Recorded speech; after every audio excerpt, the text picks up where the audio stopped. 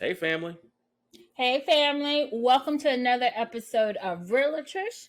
It is your girl at Agent Brandy Davis. And of course, I have my most wonderful co-host, Jamar Davis. Jamar. You can still be at your boy, Jamar Davis. You can take the male version of it. Agent Jamar Davis. And today we have a Realtor.ish first. We have our first live guest. And I would like to introduce everyone to Delia Herring. She is with Navy Federal Credit Union. Delia, are you there?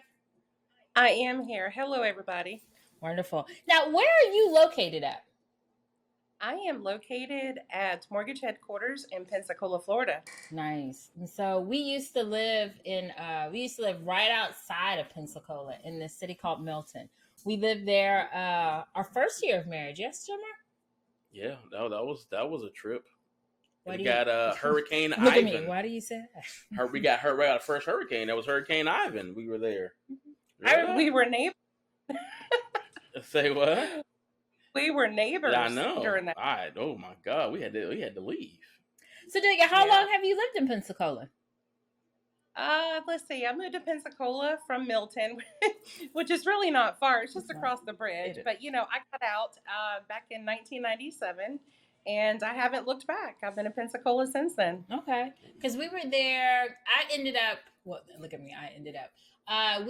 pregnant with Braylon. She was born in 2005, so we were there in 2004, Jimmer? We got there 2003, 2004. We left right after Ivan. Yeah, we were newlyweds. And I remember me and Jimmer were like walking on Pensacola Beach, holding hands, being all cute and romantic. I was pregnant.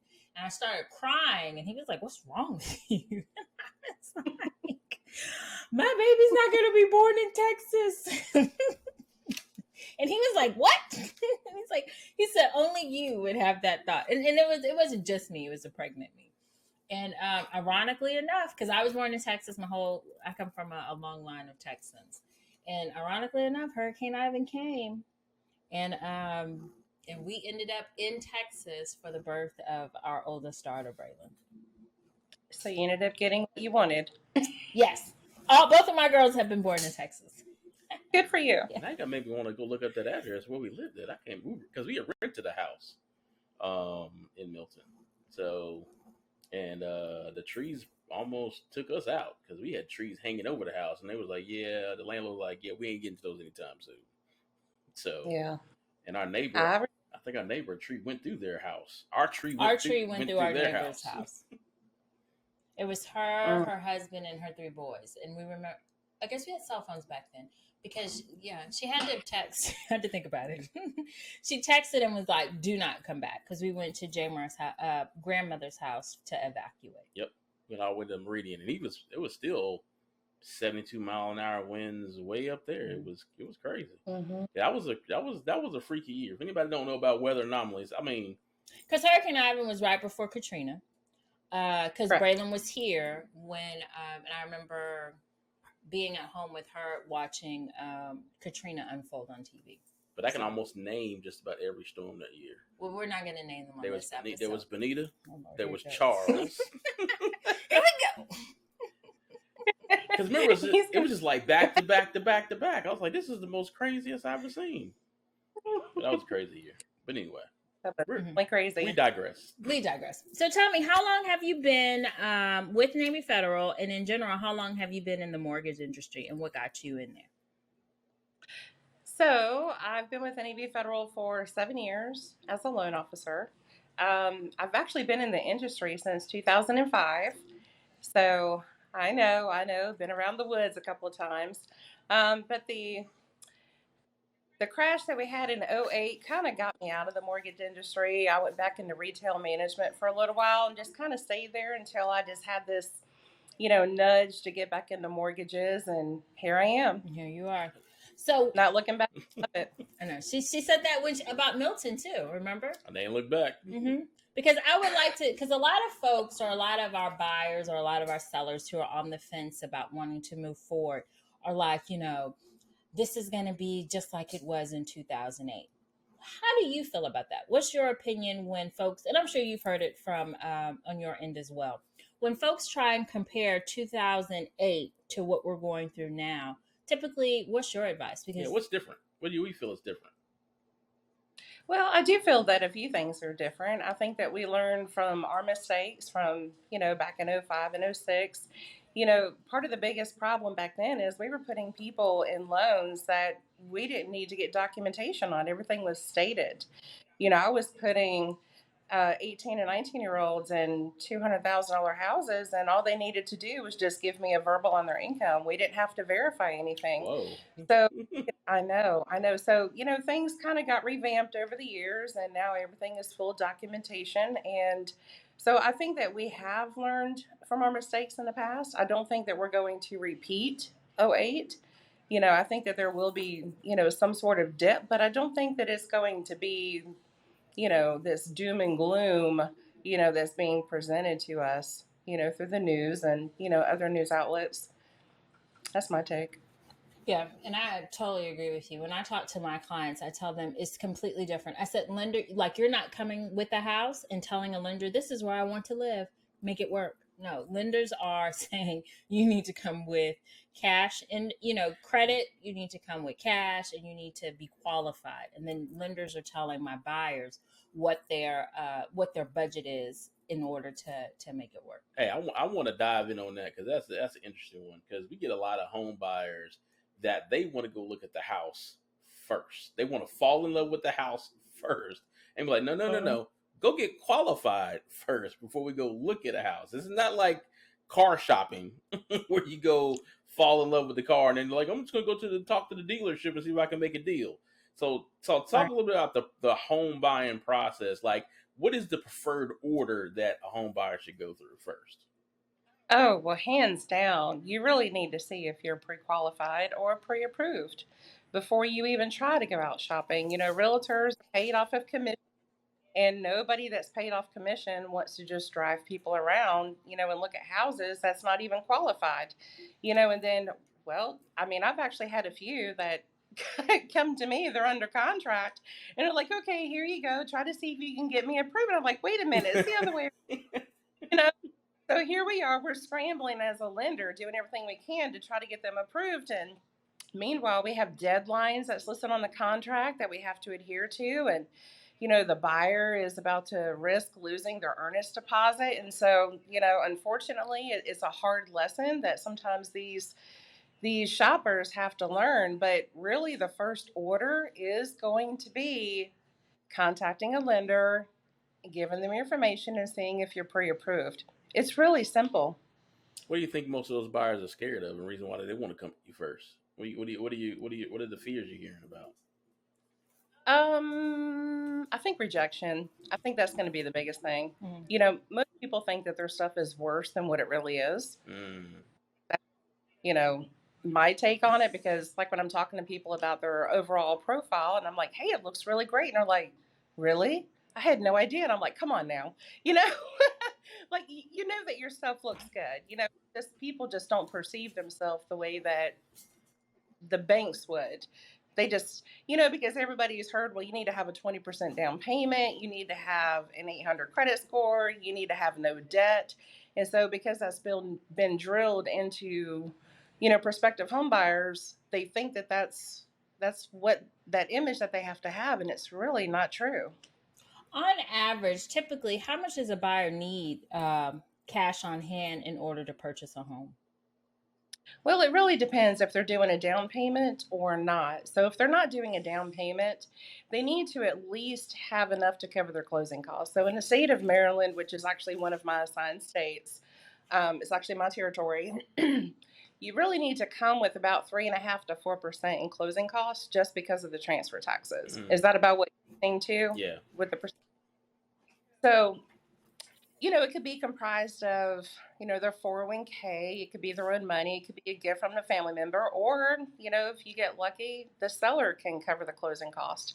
So, it could just be a good combination of, that 3.5% to 4%. But you have to have at least the closing cost covered in order to be eligible for a mortgage. Right. And if you have, great, but, at the minimum.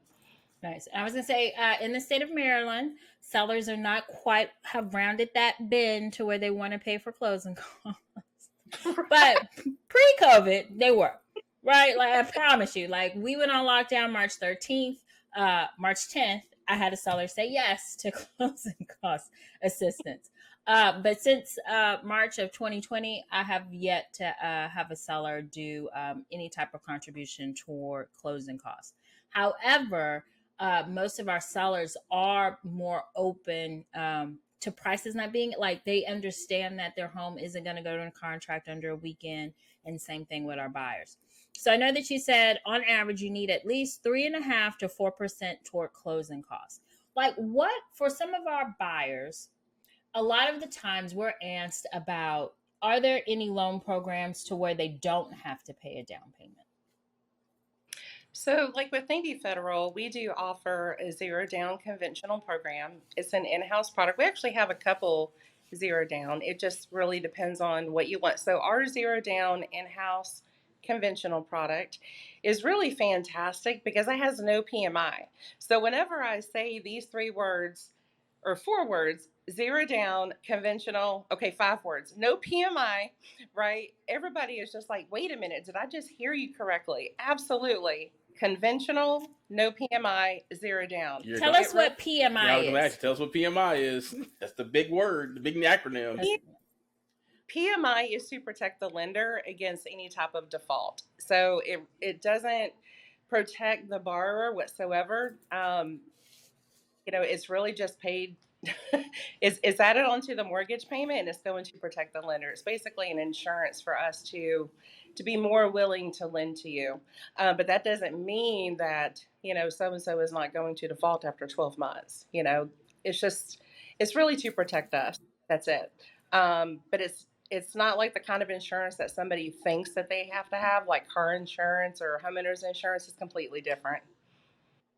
Gotcha. But to not have to worry about PMI is absolutely huge because that's literally money that you're just throwing out the window.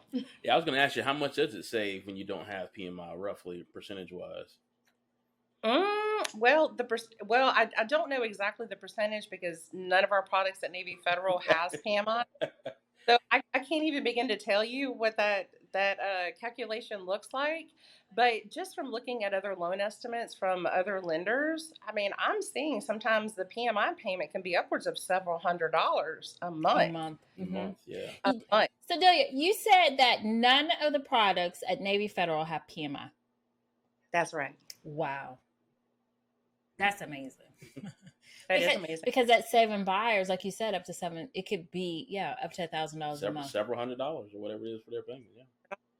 Over the course of their loan. Because traditionally, Jamar, I know I'm probably going to get it wrong, doesn't PMI last for at least like X amount of years, or you have to pay off X amount of dollars before it falls off? I'm going to ask you this question, because before, I believe you had to make so many payments, so many years of payments, and then the PMI goes away. But I think now you have to almost refi once you get to those to actually have PMI fall off. Am I correct? I'm trying to remember the whole mortgage process. Yeah, you're actually correct, Jamar. So really the rule of thumb is once you get down to like 80-something%, then the PMI should fall off. But I can tell you that there is no alarm that is sitting on that lender's radar, that's going to go off and be like, oh, I need to call ABC and let them know that their PMI is no longer going to be there because now they've hit 80%. Like, it just doesn't work like that. You're probably still going to be paying PMI even if you surpass the 80%. But the best thing is just to refinance, and just get into, a fixed rate, no PMI loan. That's what I thought. So it's your loan to value, 80% loan to value, LTV. Correct. Yep. And then you should no longer have to pay PMI. But I think a lot of what I've heard lately is, like you said, people just keep paying. They don't realize they don't have to pay that extra mortgage insurance anymore because their home value, whatever the assessed value is now, or appraised value is at the 80% of what the loan should be. So That's it's right. Unfortunately, ABC XYZ lender is not going to be calling you that next day, letting you know, hey, you're done with your PMI. We got everything we needed from you. we're gonna keep collecting them checks. Oh, It was hilarious. So I have a question. So I specialize in doing first-time home buyer workshops. And oftentimes, a lot of my first-time home buyers want a specific program that's just for them. Are there specific programs exclusively for first-time home buyers here in Maryland? that is actually a really great question. So Navy Federal as a whole does not have a list of, are you talking about grants? We're talking about programs, grants. Really, Okay. the question is very broad and specific. I know we have in Maryland, first-time home buyers don't have to pay a discount for one of the taxes. I want to say it's the state transfer tax. Instead of paying the full percent, I think you pay a 0.5%. That's standard. Mhm. We still honor. Okay, wonderful. But is there anything else that are of benefits almost exclusively for those who've never owned a home or haven't owned a home in the last 3 years? Well, not specifically, but what does come to mind is zero down. Obviously, if you're a first time home buyer, you're not going to have a whole lot of money saved. If you have any money saved, you just know that you need to quit paying $3,000 a month in rent, and get into a $2,000 a month mortgage payment, just to be able to get by, so you can start saving. But first time home buyers really look towards the zero down. There are some programs out there that do offer grant assistance. You would have to seek those out and then send the lender the information, because those are approved on a case by case basis. As long as there's no strings attached and it's a true gift, a true grant, then absolutely it can be used. Absolutely. Let me dive into. You talked about credit earlier, and I think that the big C word everybody's scared of. Like, what is the most strenuous thing on the credit report that would prevent someone? I don't know if I want to word it right. Prevents from actually qualifying for a home. Well, most people think, oh, I got a repo on. Can I still get a home loan if I got a repo? If you have a repo on a car, sure. But if you have a repo home, you might have to wait a little bit. Okay. Now, how long would you have to wait on, like, if you had your home foreclosed on? What's the wait time before you can actually apply for another home loan? 2 to 4 years. Okay, 2 to 4 years. That's good. So I'm just helping buyers out because they got to. There is another question that I typically get. There was this one program. I'm not gonna talk. I don't know the name of it, but it was talking about homes before cars. Can I buy a car before I buy my house, or do I need to buy a house before I purchase a car? Well, that's actually a fantastic question, Brandy. If you want to continue living in your car, then go ahead and purchase it. I love her. I love her too. If you don't want to live in your car, or if it's just not suitable for occupancy, then just wait on that car until after you close. Seriously. I mean, we all want a Tesla, right? We all want those fancy vehicles. Just wait, because I'll tell you what, that $1,000 car payment is really going to sting. Well, yeah. So that's going to bring us to another one, because we've had this issue come up with a buyer. Debt to income ratio. They come in and like, oh yeah, I'm getting the house, and it's like they got all this money saved and they're holding it. Oh, my car broke down a week before closing, and they want to go buy a car, and all of a sudden it's like, I don't qualify anymore. Yeah. So let's talk about debt to income ratio, so people understand what DTI means. Oh gosh, I could go on for days about that. It's a big topic. Basically, in a nutshell, we're going to take your gross monthly income. Like, everything's going to be based off of your gross monthly income. So if you make $5,000 per month before your taxes and insurance. That's what the lender is going to be basing it off of. We're not going to base it off of after all of your deductions or what you bring home. Thank goodness, because nobody would ever qualify if that was the case. Um, but I will say the rule of thumb for the housing should not be, I mean, if you're a first time home buyer with maybe like a 650-ish credit score, you really should not be going over 30% on your housing payment. And that's 30% of your gross monthly, which is, I don't have a calculator because it's over this way, but 30% of $5,000 is $1,500 bucks. $1,500, right? So $1,500 with today's rates, 0 down, and a 650 credit score is probably going to be about a $200,000 house.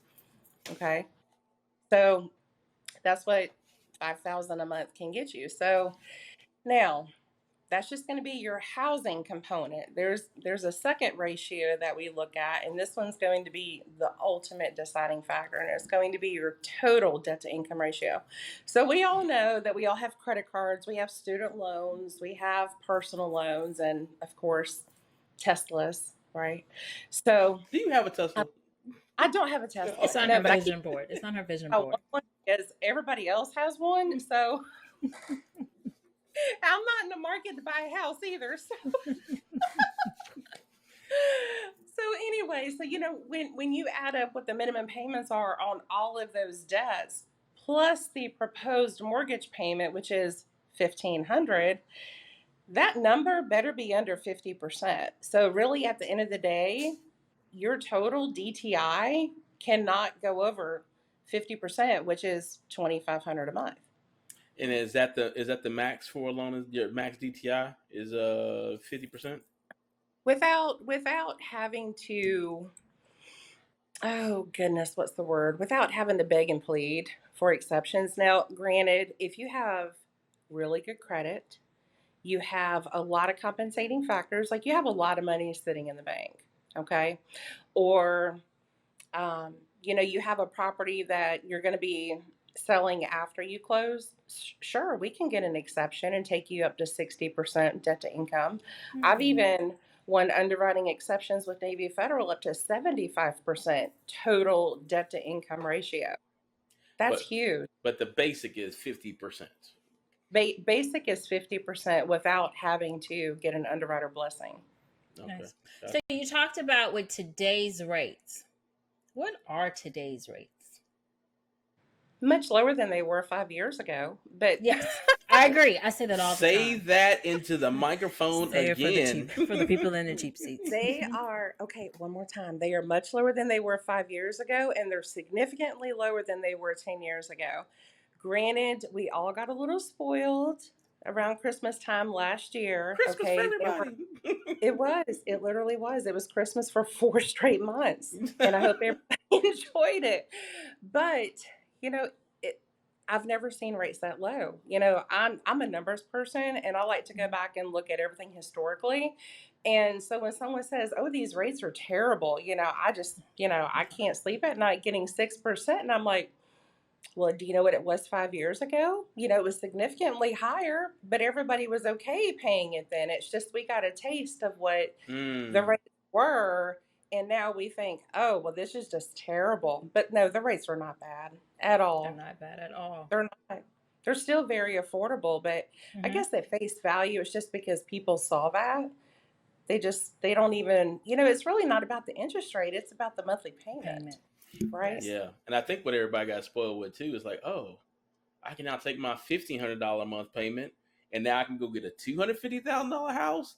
I think that's what happened was that extra interest says I can now move up my status at home with a lower payment. I can move into a different neighborhood now with the same payment, but I can just get more house. And so now it's like, yeah, I'm back to this is all I got now is a $200,000 house again. That's all I can afford. So he said that's all. There's nothing wrong with a $200,000. I mean, but it's different. It's different when you I got $1,500. I can now move over next to the Joneses or the Williamses in that neighborhood. Now, I got to now look around the neighborhood I don't really want to be in. Right? People want to move up in house. Everybody wants the Tesla. Everybody, I want a Tesla too. So I moved to the neighborhood with a bunch of people with Teslas. And he does want a Tesla. And hopefully one day I get and one. a charging station for the garage. So he is speaking from his heart. I'm just telling you what home buyer think. I want to move a neighborhood where they got Teslas, and I sure gonna give me a Tesla one day. It's just that osmosis thing because I'm neighborly. They may just hand it to me. I think he's saying this not for our listeners or for you, but really for me. If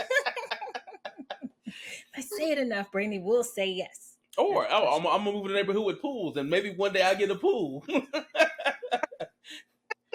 Or maybe you can go swim in their pool. Hey. Make friends with your neighbors. You gotta make friends with your neighbors. So this was all great information. How would someone move forward if they were like, yes, I want to take advantage of no PMI on any of the Navy federal programs. Yes, I want to see if I qualify for 0 down payment on a conventional in-house conventional loan. And really say yes to you, right? Because you're absolutely amazing. So if I have buyers who are like, yes, I'm ready to go, what should we do? How do we start the process? Well, I've been in everybody's shoes before, and of course, nobody likes rejection. I would probably recommend that your people call me directly. Hey, let me get some information from you. Let me manually crunch some numbers, try to get a better idea. And, if we're thinking that it's going to work, let's go ahead and do the application. It's a very simple process. It takes maybe 30 minutes online. And then, once you put my name in as a loan officer, it comes directly to me. But, I just want to do my due diligence and try to get as much information as I can, just to make sure that the numbers are going to work before we do that hard pull, because honestly, I'm just going to be very frank. It seems like the ones that have impeccable credit really don't mind their credit being pulled. But I'll tell you what, the one that's got a 640, oh no, we can't have no more inquiries, Yeah. So you really got to be careful with those, because that really could knock them out of the park. Just in case if that one application wasn't going to work and you had to kind of tweak things a little bit and redo it again in a couple months, that really could drop their score down, just because of that one inquiry. So you really have to be careful. Okay. So what's the number that we can call you at? It is 850 area code 850 418 418 2648. 2648. Perfect. That is my Navy Federal cell phone. You can call, text anytime. Not saying, 3 a.m. is good, but hey, go ahead. I got a question for Jake at State Farm. Who are you on the phone with? Delia from Navy Fed. That's great. I love it. That's hilarious. You never know what you're going to get at 3 a.m. That's great. So, what other ways can I reach you? Email, good website they can go to as well to get them information about what's going on in Navy Fed. So they can go to NavyFederalCreditUnion.org. Click on mortgages, click apply, fill out, basic information, your first and last name, your address, tell us a little bit about yourself, who you work for, how much do you make or how much you think you make, how much do you want to try to get approved for, give us permission to pull your credit, and it'll come right to me, and I'll give you a call, and we'll be able to get you shopping within 24 hours. Nice. So, family, what we're going to do is we're going to make sure a lot of these tidbits we put in today's call, we're going to put into our description below as we put this out there. But the main thing is first, don't be afraid of your credit score. Find out where you stand. If you need to get to reach in touch with Delia, hey, just want to check the numbers before you actually go get a hard pull in your credit. Mm-hmm. Just don't be afraid of whatever's happened in your past. Find out where you are right now today. Yeah, my biggest takeaway is it's not the interest rate, it's the monthly payment. It is the month. Exactly. You're absolutely correct, Brandy. And honestly, out of all the applications that I've done this year, most everybody, as far as their total monthly payment, is still less than what they were paying in rent. And the fact that it's going to be theirs. And even if it is a little bit more, it's theirs. It's yours. Mm-hmm. Yes. yours, and that payment cannot fluctuate year over year over year, you know? And you can actually make life plans and make life decisions because you know exactly where you're going to be. You know Yep. how much your biggest expense of all your bills is going to be. And so, yeah, it offers home ownership offers a lot of. I always say that real estate is more than just brick and mortar, because it offers a peace of mind that you just don't get when you're a renter. And we That's rented it. for a really long time, and it was just like we were like little nomads. And you know what? And that she says that, but all honesty is because the main thing is like the fear of the fear of finding out, but it's also the fear of the unknown. Like, oh, I don't know how bad my credit is. Or like she said, the fear of rejection. In the fear is really the fear of rejection. Because a lot of times, like we're paying our bills. I mean, nobody's cut off your electricity, your car didn't get repoed, you're paying your rent on time. You're probably pretty average. Now, if you got a bunch of credit cards and stuff like that, but again, you're paying them, right? So a lot of people just feel like I'm just tight on, my debt's high, and and just maybe you just need somebody else to give you another set of eyes, a way to look at things, to figure out, hey, you do have extra money, or here's where you can, move forward and possibly qualify for a home. Yeah. That's exactly it. And honestly, right now, there is a minimum credit score requirement with Navy Federal. It's a 640, but I'll tell you what, don't let that deter you, because if I'm not mistaken, it's something like 74 or 75% of Americans that utilize credit are at a 640 or higher. So we're really catering to the vast majority of the population. So people that think that they can't qualify are probably going to end up qualifying. And the most beautiful thing for me is when I have somebody that's like, I just don't think I can get approved. And, you can tell they're down in the dumps. And next thing you know, I'm giving them a call and I'm like, hey, I'm sending you out shopping. Who's your realtor? And they're crying. And I'm like, honey, we just got pre-approved. We still have a long ways to go, But this is the first hurdle. These are the first of many tiers. It really is. It's like it was a complete game changer for them because they didn't think that it could happen, and it did. And now they're a homeowner. Now, real quick, you said credit scores. Real quick, you said credit scores. There's 3 credit scores. What score are you looking at? We're looking at the middle, not necessarily the second one in order. You're going to have one that's higher and one that's lower, but we need to take the middle to be fair. There you go. So if you have a 580, a 650, and a 710, which I've seen that range before, we're going to use that middle one. There you go. And be fair. So you're going to get a pretty good rate on that. You're not going to get a. There's my Tesla. There's your Tesla. After you close. Lucky for him, we've already closed. But yes, so thank you so much for coming on and being our very first guest ever on Realtor.ish. It has been amazing talking with you and learning about the different types of programs with Navy Fed. I will put a disclosure. Navy Fed is who we have our mortgage through, and we have loved y'all. Oh, that's so amazing. Yep. It's great when you can have your own testimony about Navy Federal. Mm-hmm. Isn't the app wonderful? It is the best thing since sliced bread, I can tell you. It really is. It really is. It just totally makes up for interest rates, right? Yeah. Oh, and you draw interest on your accounts too. I love that too. Yes, you do. Hey, so you can find us on Buy Sell Love Maryland, Facebook, YouTube, Twitter, LinkedIn. Make sure you like and subscribe us on YouTube. And Brandy, where can we find you at? You can find me at your girl, Agent Brandy Davis. I think it's a disconnect because I see the ampersand sign, and I want to put like an association with that, but it's at yourgirlagentbrandydavis.com.